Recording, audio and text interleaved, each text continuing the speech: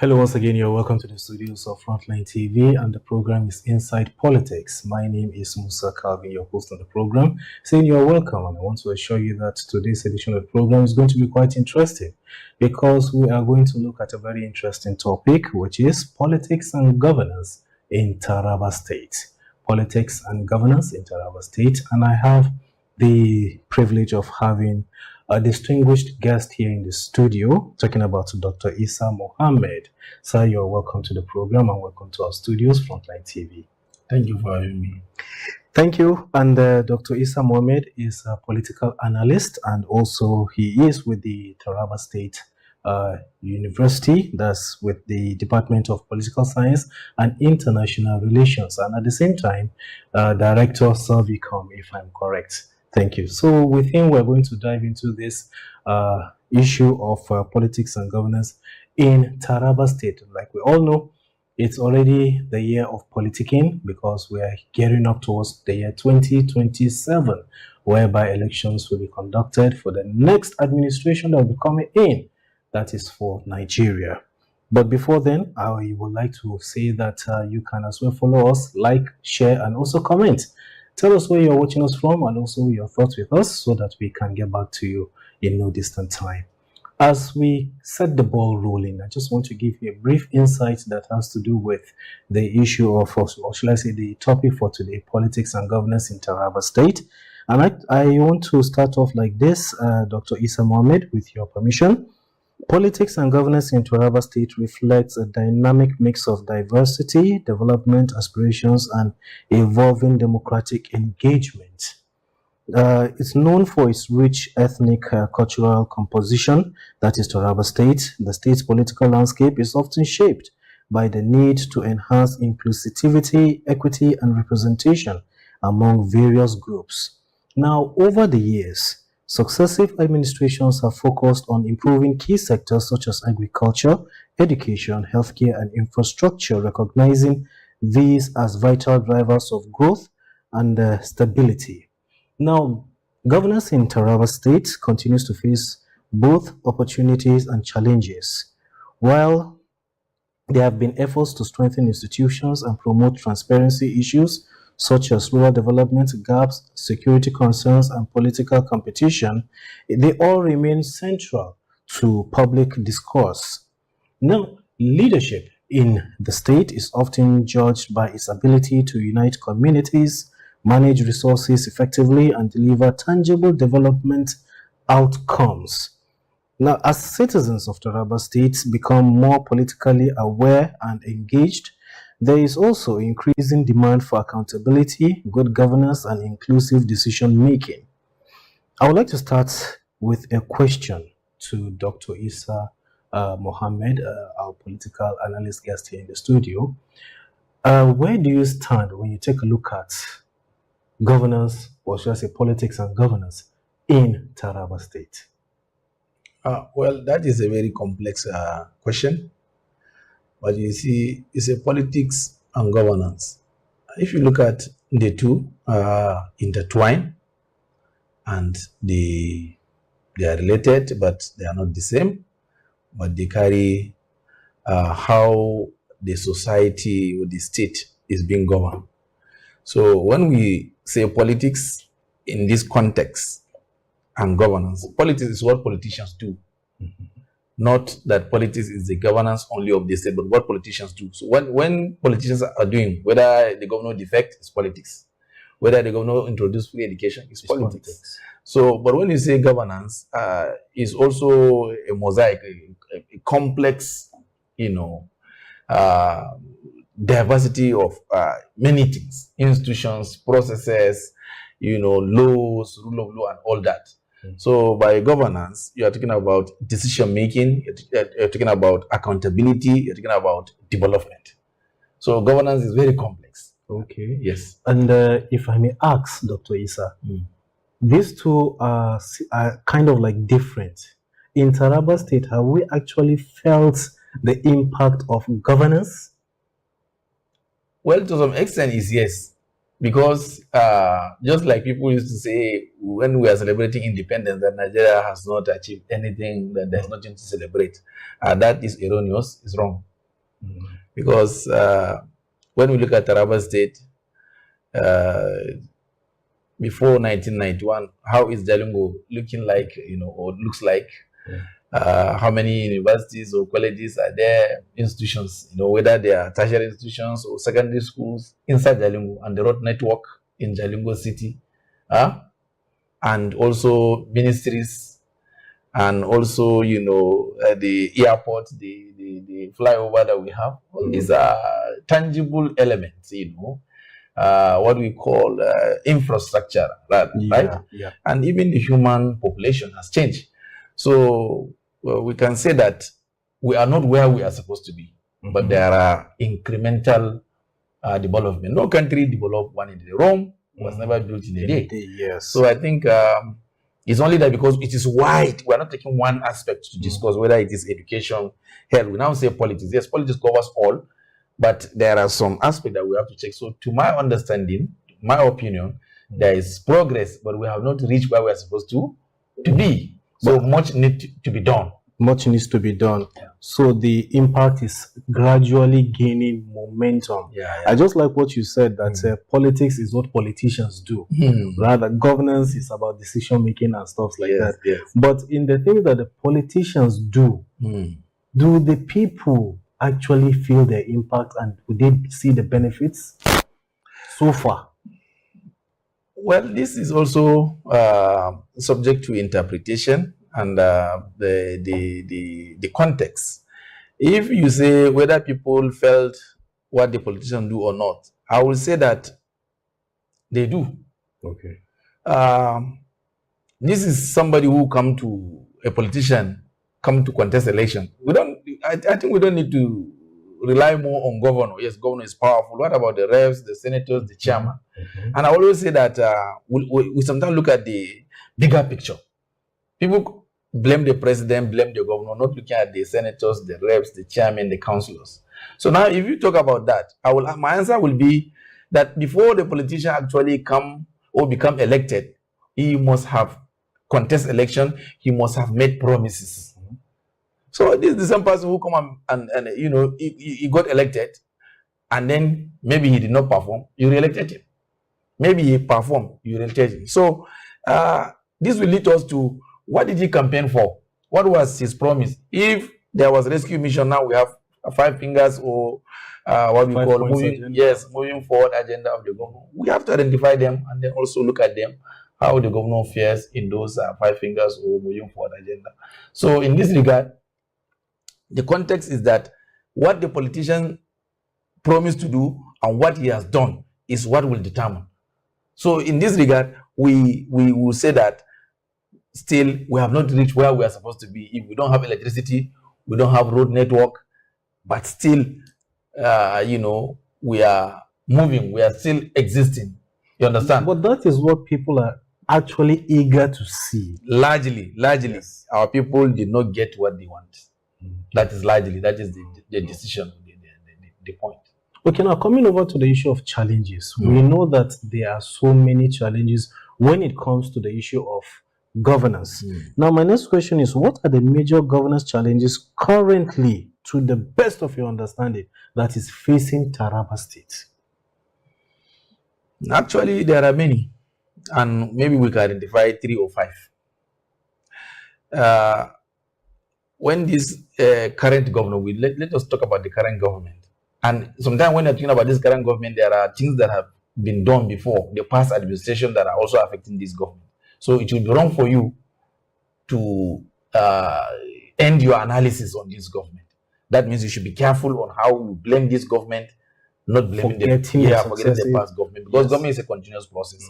So the idea behind having challenges in Taraba State, of course, there are many challenges. So I will divide the challenges majorly into 3 and then expand them to 5. The first challenge we'll look at is the nature of the governance. If I say the nature of the governance, I mean inclusivity, managing diversity. So who appoint the commissioners, election of chairmen, advisors, and the rest. So in Taraba State, it's a diverse state. So people sometimes they don't look at the capability of people. They look at who is appointed, whether by tribal or religious considerations. So this is affecting governance in the context of the, people who make up the executive council of the state. So it's a major challenge. Inclusivity, managing diversity. Then the second one that I will explain is the engine of the state, which is the economic resources. Taraba State was not able to manage our resources. I'm sorry to say that. We are deeply, not mindful of our potentials. The potentials in mining, the potentials in tourism, the potentials in agriculture. So if you are talking about the governance of Taraba State as a major challenge, Taraba State has failed. Successive government up to this government, they have this challenge. How do we manage the abundant natural resources so that we can galvanize development, so that we can provide employment, so that we can reduce poverty? So from the idea of institutional problem that led to the formation of the government in terms of inclusivity and diversity, we move to the economic aspect that talk about failure of successful government to be able to harness those resources. What are the resources? I have mentioned about, take a look at water resources. The River Benue we have in Lauhia, which runs down to Ibi, can generate water in Taraba State in the whole of the system local government. No single effort has been made by previous government or the current government to draw this water from Lau to Karelabi, or Lau to Zing, to Yoro, to Jalingo, to Ardokola. We can generate that. We have the capability, we have the means. And up to today, we are suffering from lack of water. Water everywhere, but there's no water to drink. So this is a challenge of governance. Policymakers should look at that. Then the third aspect I will talk about is the security of the state. Fundamentally, because of the diversity in the state, and because of the state being a border state, and because of the state has a lot of forests, and because of the state has a lot of problem of politics of identity, religious, tribal, ethnic. Taraba State is in the front burner of conflict, whether it is Tim Jugun crisis, whether it is Julian Shomo, whether it is Urgun Karenjo, whether it is actually between the Kutep and the Jukos and what have you. This is a security situation that has been happening for the past 50 years in the state, and Taraba is 35 years. So even before the creation of the state, there is this problem. Let me pause you there. This issue that you just mentioned kind of like took my mind back. The issue of tribalism. That has also been a challenge because I know all these things showing favoritism to one side or another side, or because of this is the religion you belong to, this is the religion I belong to. All these things, if only the people's mindsets can change, don't you think we'll make progress? There was a time I think I talked about that in 2021. It will take time. This is a Nigerian problem. It's not a Taraba problem. But Taraba, with 80 ethnic groups, for you to change that, I think it will take you even going to the curriculum. It will take you going to the curriculum of the school to tell people that diversity is a strength. It's not a weakness. And you cannot do it one day. You cannot do it just by talking. It must go to the curriculum. Even if it is not to the curriculum, maybe I think we can take another approach. So let us look at the diversity as a strength, not diversity as a weakness or division. So what I was trying to say is that can we have, in 2021, it was 1st October, can we have a new Nigeria? That's the question I asked. Can we have a new Nigeria? If we can have a new Nigeria, that means we cannot have it until we have the new citizens that are not on it, because there is no Nigeria without Nigerians. So who are these Nigerians that cannot be tribalistic, that cannot have religious differences?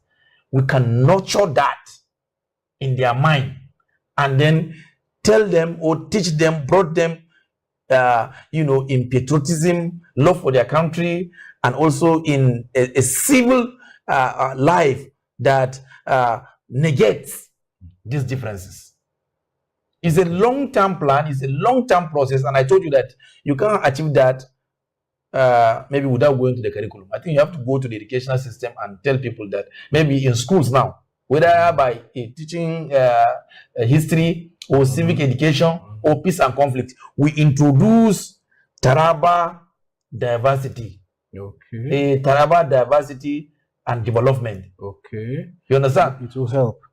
So that you can teach people this thing. So the whole idea you're talking about is not the Taraba problem, but Taraba is so unique. Why?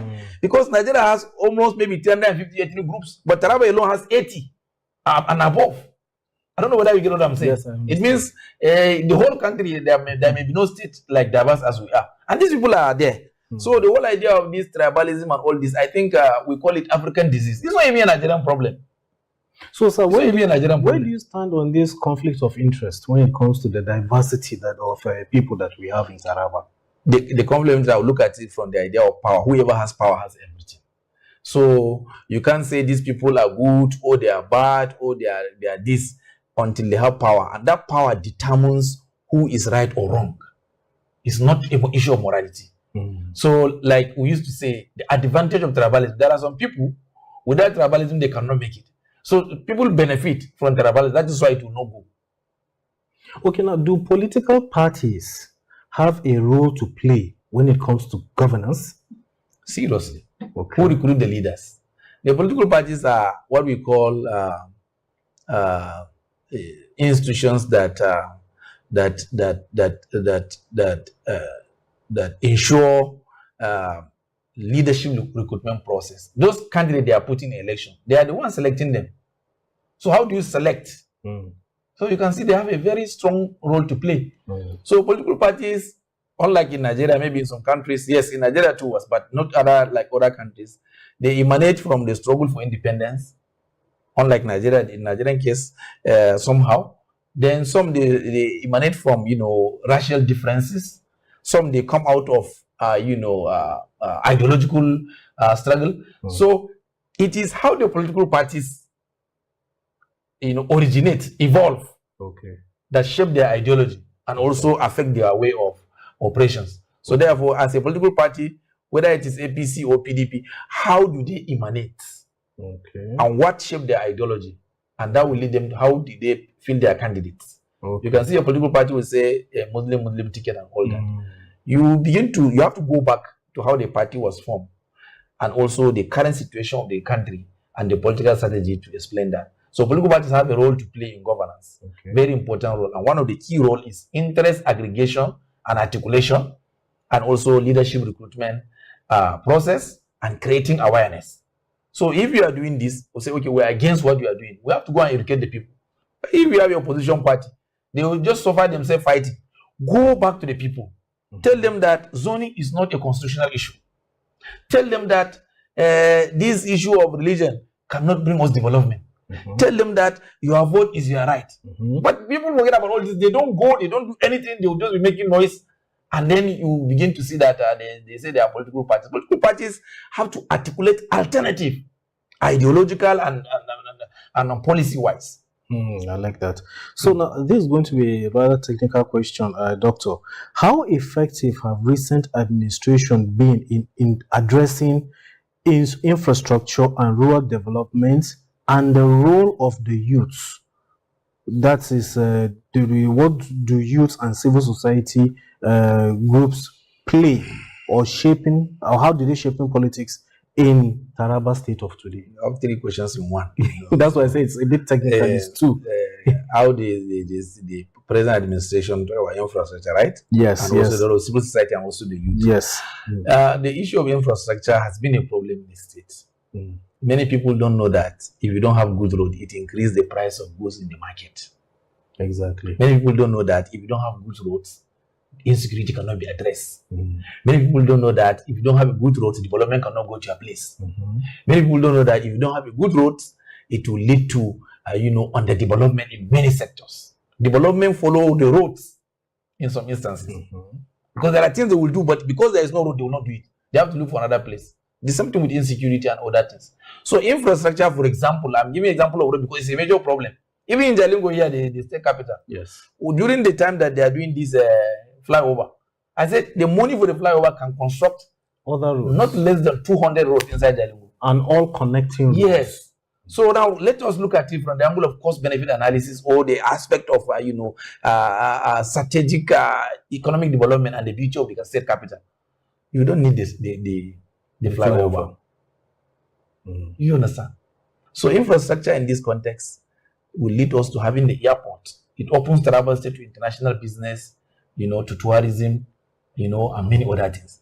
So infrastructure in this context can take many forms. But I'm just giving an example of roads and airports and maybe this flyover to show you, or to inform our viewers that infrastructure can affect our economy, can affect our security, can affect our own development, and even the poverty level. So that is why, if you want to rate it under this administration doesn't have a landmark yet. I know the governor has developed a development plan. Up to now, I have not laid my hand on it to see what he has planned for the infrastructure, so I cannot be able to assess the idea of his vision for infrastructure. But I have seen several videos and several promises in Wukari, in Yoro, you understand? Maybe in Karilamido, that there is going to be a road network in the state. If truly this thing will be done, is it Kente or Chinkai? Then the Takumaran about, then you talk about the one here in Yoro. I think that will go a long way. But we have not seen that. But actually, there has been a commitment to that. So Taraba State now, one of the major problems we have is road network, electricity, water.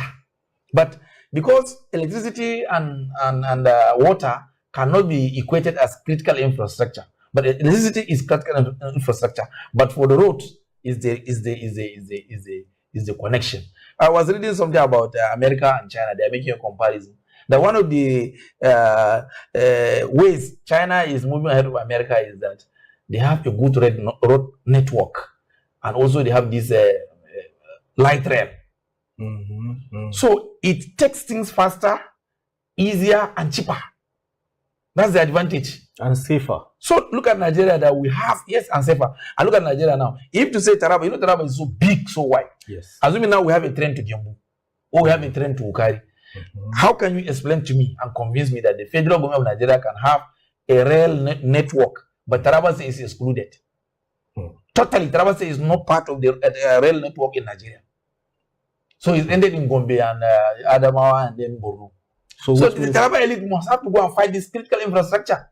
So which means we can actually have a rail connecting, let's say, from Maiduguri to Adamawa, to Taraba, Wukari, and then Benue. Yes.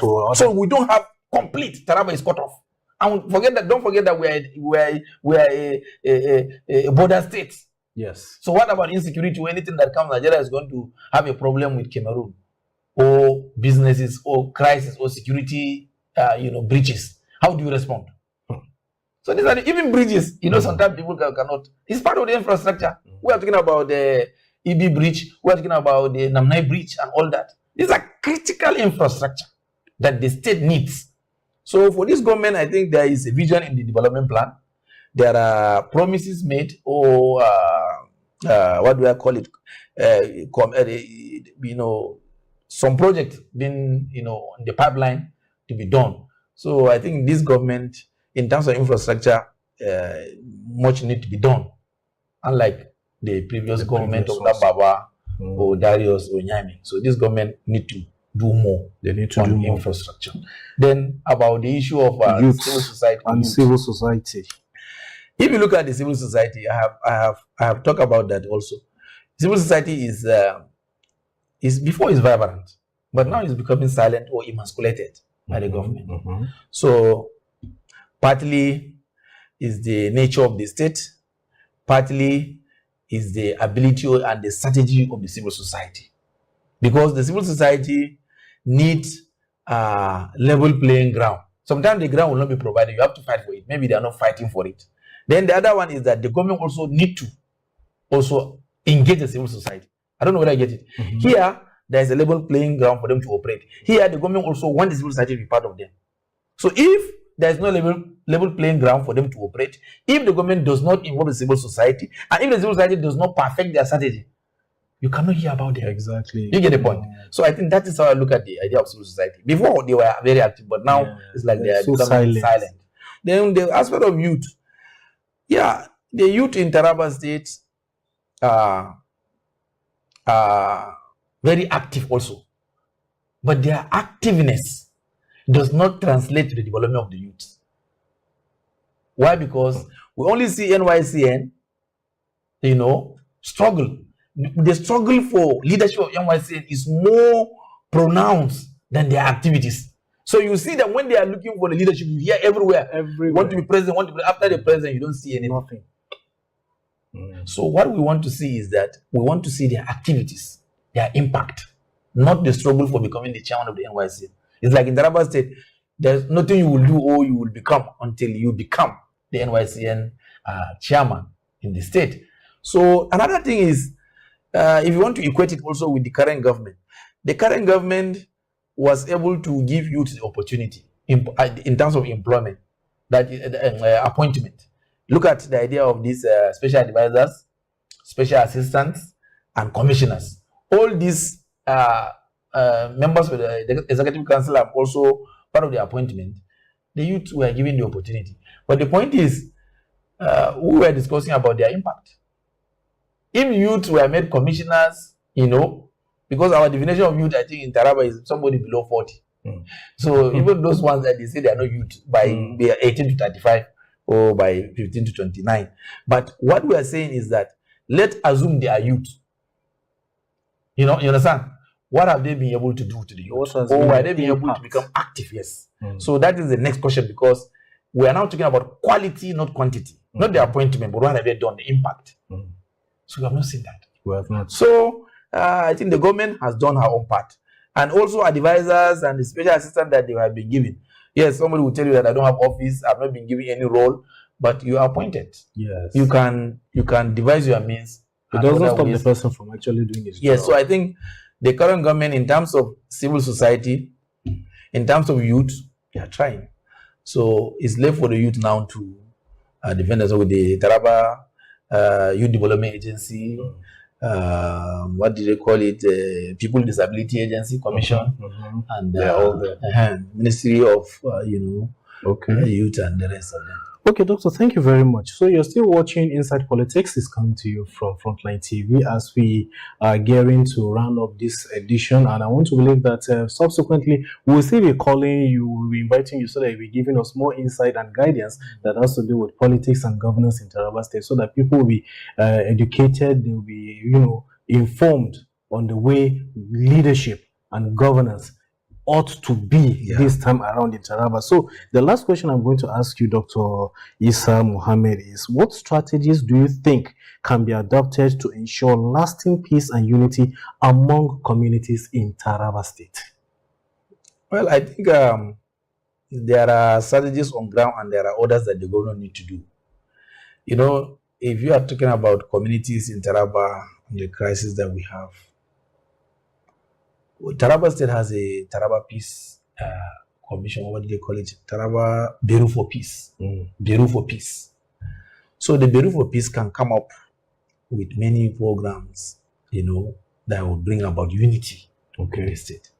Many people don't know that in governance, you can use governance to bring peace, and you can use governance to bring insecurity. So if one part of the state felt that they are not being developed, or the government is not bringing development to them, do you know what will happen? There will be problem. There will be crisis. They will fight themselves. So there is need for the government. When we are talking about good governance, there are 8 major attributes of good governance: effectiveness, efficiency, rule of law, participation, transparency, and to ensure that there is also accountability. So the government need to be accountable, need to allow people to participate, need to bring development to the door of the people, and that will soften community crisis, communal conflict, religious crisis. So good governance is a medicine or is a solution to insecurity and underdevelopment. You can fight poverty with good governance. You can fight insecurity with good governance. You can fight, religious differences and ethnic differences with good governance. I like that. So for that, the government can use the Taraba Peace Bureau, and at the same time, the government will decide to initiate other policies or programs that can facilitate development at the level of using traditional rulers, at the level of using the youth. It's something that can be drafted. It's not something I'll just tell you that. But I'm giving you an example of the Peace Bureau because the Peace Bureau ensure that there's going to be peace among our communities. But the government can come up with many, many plans to ensure this development. Okay. Is achieved. Thank you very much. You have been watching Inside Politics, and we have been discussing with Dr. Issa Mohammed, a political analyst, and also that is he was with the Taraba State University Department of Political Science and International Relations. Thank you for coming on to the program. But very briefly, what's your call to politicians? Because we're already in the year of politics. What's your call? Just, if possible, in one sentence. They should serve the people, right? Thank you very much. So, Dr. Issa Mohammed, thank you very much for coming on to the program Inside Politics. We hope and pray that whenever we come knocking on your door, you will always open your doors to us. No problem. So there you have it. Inside Politics came to you from Frontline TV. Hope you enjoyed this package. We're going to have, if possible, series of this kind of discussion so as to keep you abreast. Thanks for watching. Don't forget to leave your comments and also share and like. Musa Calvin is my name, your host on the program. Do have a wonderful day. Thanks for watching. Bye for now.